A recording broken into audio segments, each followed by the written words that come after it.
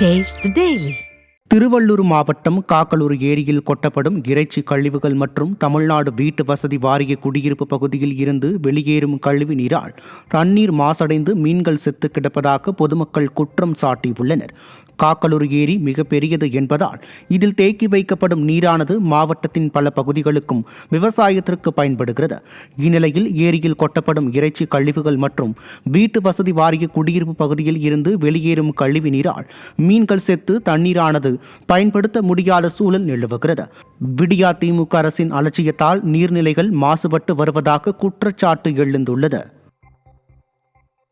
விருதுநகர் மாவட்டம் ஸ்ரீவில்லிபுத்தூர் அருகே சாலை வசதி செய்து தரப்படாததை கண்டித்து குழந்தைகளை பள்ளிக்கு அனுப்பாமல் பொதுமக்கள் காத்திருப்பு போராட்டத்தில் ஈடுபட்டனர்.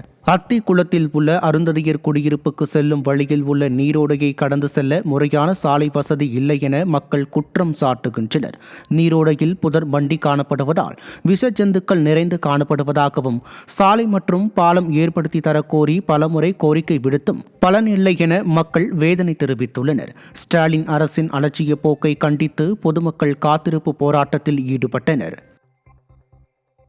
அரியலூர் மாவட்டம் ஜெயங்கொண்டம் அருகே தாப்பள்ளூர் முதல்நிலை ஊராட்சிக்கு உட்பட்ட 3வது வார்டு பகுதியில் உள்ள ஆழ்துளை மோட்டார் பழுதடைந்ததால் கடந்த 15 நாட்களாக முறையாக குடிநீர் வழங்கப்படவில்லை என குற்றம் சாட்டி காலி குடங்களுடன் ஊராட்சி ஒன்றிய அலுவலகத்தை பெண்கள் முற்றுகையிட்டு போராட்டம் நடத்தினர்.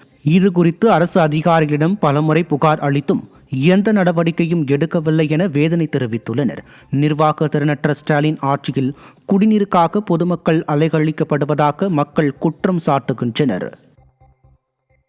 நீர்வளத்துறையில் உள்ள காலி பணியிடங்களை நிரப்பாமல் காலம் தாழ்த்தி வருவதால் ஊழியர்கள் வேதனை தெரிவித்திருக்கின்றனர். நீர்வளத்துறையில் 50க்கும் மேற்பட்ட செயற்பொறியாளர் பணியிடங்கள் காலியாக உள்ளன. சென்னை, கோவை, திருச்சி உள்ளிட்ட 4 மண்டலங்களின் கட்டுப்பாட்டின் கீழ் உள்ள அணைகள், ஆறுகள் உள்ளிட்ட நீர்நிலைகளில் முன்னெச்சரிக்கை ஏற்பாடுகள் செய்ய களப்பணியாளர்கள் தொடங்கி முதன்மை செயற்பொறியாளர்கள் வரை பற்றாக்குறையே தொடர்கிறது.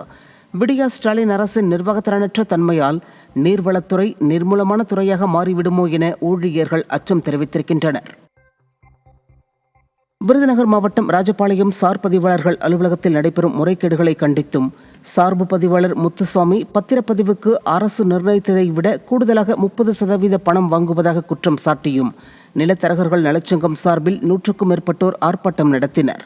ஜவஹர் மைதானம் அருகே நடைபெற்ற இந்த ஆர்ப்பாட்டத்தில் இந்திய தேசிய ரியல் எஸ்டேட் பில்டர்ஸ், லேண்ட் டெவலப்பர்கள் மற்றும் நிலத்தரகர்கள் நலச்சங்கம் சார்பில் 100க்கும் மேற்பட்டோர் கலந்து கொண்டு கண்டன முழக்கங்களை எழுப்பினர். நாகை மாவட்டம் வேதாரண்யம் அருகே சுகாதார நிலையத்திற்கு செல்லும் சாலை பணிகள் நிறைவடையாமலேயே திறப்பு விழா காணப்பட்டது மக்களை அதிருப்தி அடைய செய்துள்ளது. வண்டுவான்சேரி கிராமத்தில் சுகாதார நிலையம் அமைக்கப்பட்ட நிலையில் அதற்காக அவசர கதியில் சாலை அமைக்கப்பட்டு வந்தது. இந்த நிலையில் சாலை பணிகள் முழுமை பெறாமலேயே சுகாதார நிலையம் திறக்கப்பட்டது விடிய அரசின் விளம்பரத்தை அம்பலப்படுத்தியுள்ளதாக மக்கள் விமர்சிக்கின்றனர். மேலும் சுகாதார நிலையத்தில் உள்ள மெத்தைகள் பழமையானது என்றும் குற்றச்சாட்டு எழுந்துள்ளது.